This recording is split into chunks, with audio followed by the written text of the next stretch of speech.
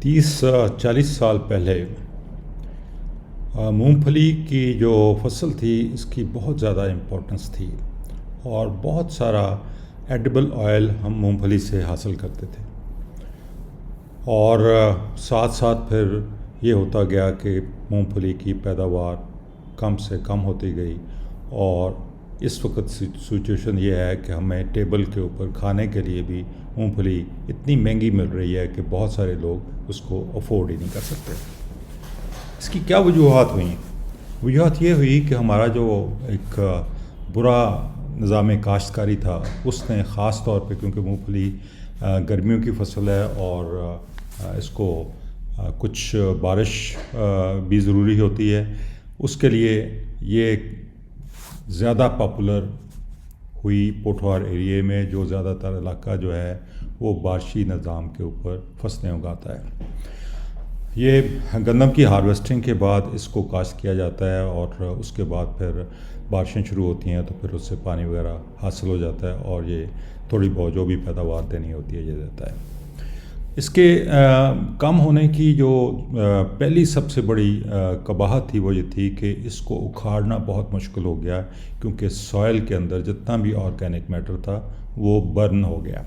और वो बर्न हुआ कि हमने ज़मीन को नंगा छोड़ा और बहुत ज़्यादा गर्मी की वजह से सॉइल का टेम्परेचर जो है वो नंगा होने की वजह से 70 सेंटीग्रेड जैसे भी ज़्यादा हो गया, जिसमें ना कोई लाइफ सॉइल के अंदर ज़िंदा रही और ना ही ऑर्गेनिक मैटर जो है वो रह सका। आपने देखा होगा कि गर्मियों में नंगा जो खेत है उसमें से धुएँ उठ रहे होते हैं, वो सारा ऑर्गेनिक मैटर बर्न कर रहा होता है।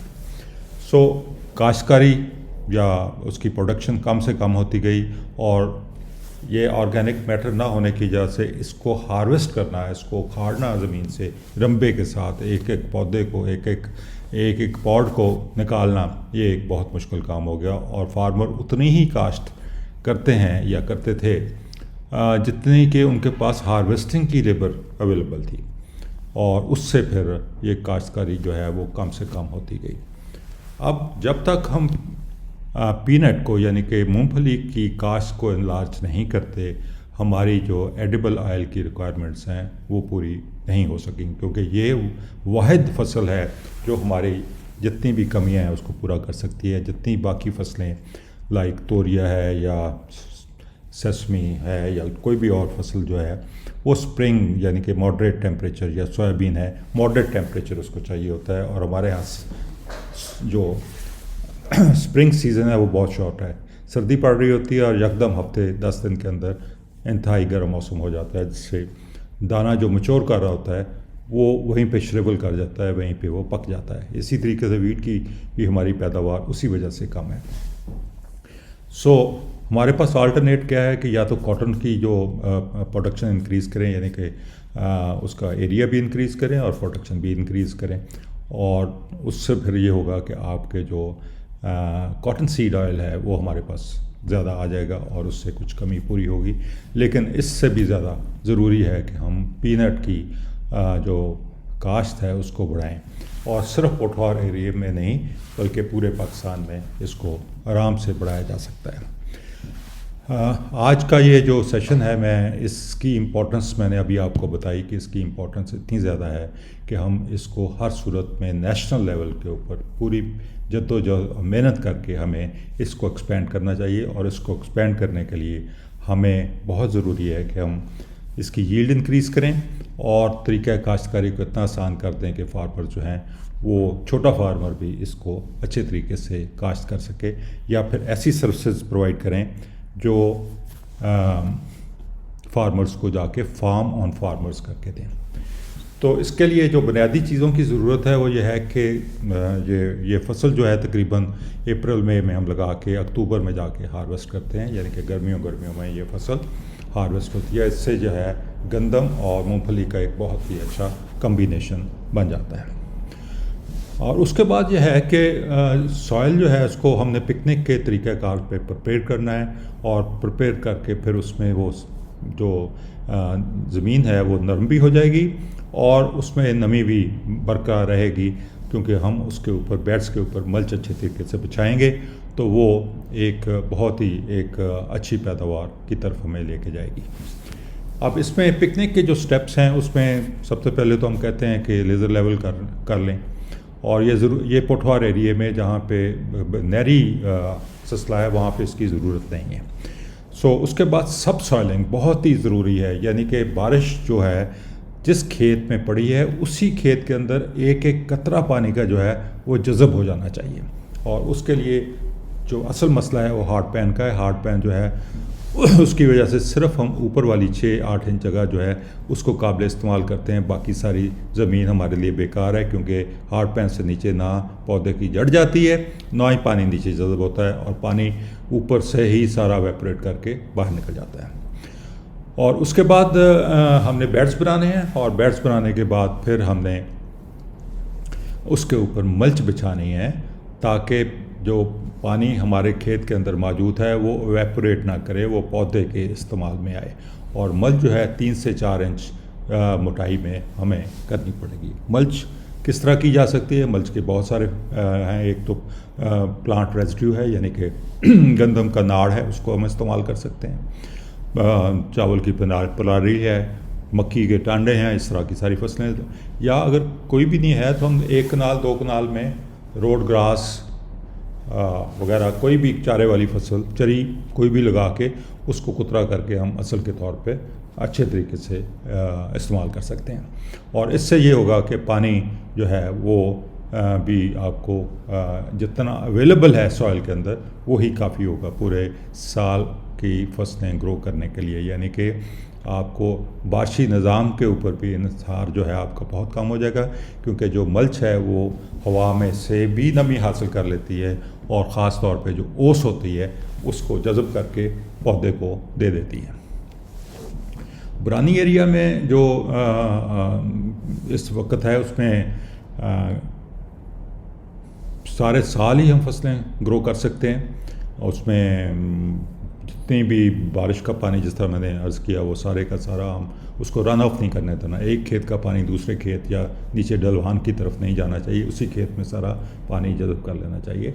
और फिर जितनी भी आपकी ओस है वो भी हम उसको काबिल इस्तेमाल कर सकते हैं और करते हैं। अब इसके लिए हमें ज़रूरी है कि हम खेत को इस के लिए तैयार करें जो पानी को जज़ब भी कर ले, और उसके बाद फिर पानी जो है इसको हमने उड़ने नहीं देना, ताकि सारे का सारा पानी हमारी फसल और हमारे पौधों के लिए काबिल इस्तेमाल हो, ज़ाया ना हो पानी। इसके ऊपर मेरा एक लेक्चर मौजूद है, और अगर इसकी डिटेल बुरानी एरिया में काश्तकारी की तो उसका लेक्चर आप सुन लें, और यूट्यूब पे भी पड़ा हुआ है, हर जगह पड़ा हुआ है। लिंक्स भी हम इसके शेयर करते रहते हैं, व्हाट्सएप पे भी और बाकी जगह भी। तो उसको अच्छे तरीके से सुन के आप ज़मीन की तैयारी और उसका सारा जो निज़ाम है उसकी डिटेल आप ले सकते हैं वहाँ से।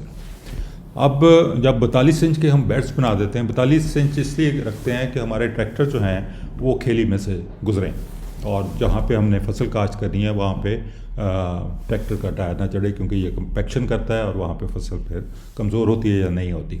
42 इंच का बेड जब बनाते हैं तो फिर 18 इंच की खेली बनती है, और हमारा जो ट्रैक्टर है फिर खेलियों में से आराम से गुजर जाता है। इसके ऊपर हम 14 इंच के ऊपर हम लाइन से लाइन, यानी कि 42 इंच के बेड के ऊपर हम 3 लाइनें पौधों की लगाएंगे। यानी कि बेड से पहले 7 इंच जगह छोड़ के फिर एक पहली लाइन का बीज लगाएंगे, फिर 14 इंच छोड़ के फिर एक बीज लगाएंगे, फिर 14 इंच छोड़ के एक बीज लगाएंगे, एक लाइन बीजों की लगाएंगे, और फिर 7 इंच फिर बच जाएगी जो बेड खेली से पहले होगी। इस तरीके से फिर जो है वो हम तकरीबन 40 किलोग्राम जो है वो सीड हम इस्तेमाल करेंगे। 40 किलोग्राम ये यानी कि उसमें छिलके में से बाहर निकला हुआ सीड है, उसकी बात मैं कर रहा हूँ। इसमें ये होता है कि हम 60,000 बीज हमें चाहिए, क्योंकि बड़ी मुश्किल से 80-85% जो बीज होते हैं वो उगते हैं, जर्मिनेट करते हैं। हमारा टारगेट ये है कि हम 50,000 पौधे हमारे ऐसे हों जो फल दें हमें और जो हमारी प्रोडक्शन करें। तो 50,000 पौधे हासिल करने के लिए हमें 60,000 बीज लगाने पड़ेंगे, और 60,000 बीज जो है उसके लिए हमें तकरीबन 40 किलो जो बीज है वो लगाना पड़ेगा। अगर आप यानी कि शेल वाली जो मूंगफली है उसको लेंगे तो वो तकरीबन 60 किलो बनेगी। ये आपका लगाने का तरीका है। हमने कोई खाद कोई चीज़ नहीं डालनी और इसको नो टेल पर्सियन प्लांटर के साथ हमने लगाना है। अगर no tail Persian planter available ना हो तो हैंड हेल्ड यानी कि ड्रिपलर टाइप बड़ा सस्ता सा प्लांटर आता है, वो उसको इस्तेमाल किया जा सकता है।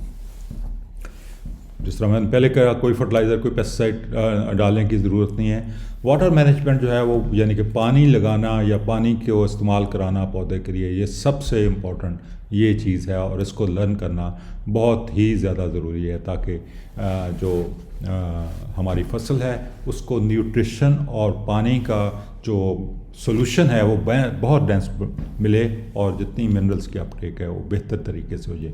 पानी के ऊपर मेरे लेक्चर्स मौजूद हैं, उनको अच्छे तरीके से समझें और उसको फॉलो करें। अब हमारी यील्ड का टारगेट जो है नॉर्मली तो यहाँ पे 5-7 मन 8 मन से ज़्यादा यील्ड नहीं निकलती और हमारे जो सर्चर्स हैं उन्होंने कहा कि 20 मन तक हम निकाल सकते हैं अगर हम बीज की वैरायटी अच्छी कर लें और इसका तरीका काश्त बढ़ा लें। लेकिन जब आप पिकनिक के ऊपर आप सारी फसल पूरे स्टेप्स को फॉलो करते हुए अच्छा बीज लगाएंगे तो हमारा टारगेट 50 मन फी एकड़ का होगा। 50 मन फी एकड़ पैदावार हम ले सकते हैं। अब आपके ऊपर मुनहसर है कि आप कितनी तरदद, कितनी तगदो, कितनी मेहनत करते हैं ये सारा यील्ड हासिल करने के लिए। अब 50 मन यील्ड अगर हो और 10,000 भी रेट हो, इस वक्त तो शायद रेट बहुत ज़्यादा है, लेकिन 10,000 रेट भी हो फी मन के हिसाब से तो फिर भी 5 लाख रुपया इनकम इसकी बनती है। अब अगर आपने मूंगफली का हार्वेस्ट किया और उसका जो स्टोर करना है तो मूंगफली के अंदर जो बीज है यानी कि पॉड के अंदर उसका जो मॉइस्चर कंटेंट है यानी कि उसमें नमी की जो रेशो है वो 8.5% से ऊपर नहीं होनी चाहिए। अगर इससे ऊपर होगी तो जो बीज है वो हीट अप हो जाएगा, इसलिए उसको मद्देनज़र रखना ज़रूरी है। या फिर आप पॉड में रखें। पॉड में इसलिए बच जाता है कि वो उसमें एरेशन होती है, हवा का गुज़र होता है, इसलिए वो सीड जो है उसको कम नुकसान पहुंचता है, लेकिन उसको भी बहुत अच्छे तरीके से ड्राई करके फिर रखने की ज़रूरत है। वीट और पीनट यानी कि जिस तरह पहले मैंने अर्ज़ किया, गंदम और मूंगफली का एक बहुत ही अच्छा कम्बिनेशन हमारा बनता है जो बहुत ही अच्छी पैदावार और सारे साल की बहुत ही अच्छी इनकम देने की सलाहियत रखता है। इसके बाद मैं आपको ये अर्ज़ करने जा रहा हूँ कि लार्ज स्केल प्रोडक्शन, अगर हम ज़्यादा एरिया में इसकी प्रोडक्शन करें तो हम इंपोर्ट यानी कि जो खुर्दनी तेल है हम बाहर से इंपोर्ट करते हैं वो उसको बहुत कम किया जा सकता है। और इसके अलावा फिर एनिमल मील्स यानी कि जानवरों की जो खुराक है वो भी हमें बाहर से इंपोर्ट करने पड़ती है, जिस तरह सोयाबीन मील है या और चीज़ें हैं, तो उसकी भी बचत हो जाएगी। क्योंकि एडिबल ऑयल जब हम एक्सट्रैक्ट कर लेते हैं तो कॉटन सीड हो या मूंगफली हो तो उसके बाद जो खल बचती है, खल जो है बहुत ही कारआमद चीज़ है और जानवरों के लिए बहुत ही सेहतमंद एक जुज़ है। तो ये आप सबसे रिक्वेस्ट है कि इसके मतलब सोचें, सिर्फ पठवार में नहीं बल्कि अपने आप जो हमारे प्लेन लैंड्स हैं जहाँ पे काश्तकारी हमारी बाकी फसलों की होती है वहाँ पे हम इसको भी शुरू करवाएं और शुरू करें ताकि इसकी प्रोडक्शन जो है लार्जर एरिया पे हो सके। बहुत शुक्रिया।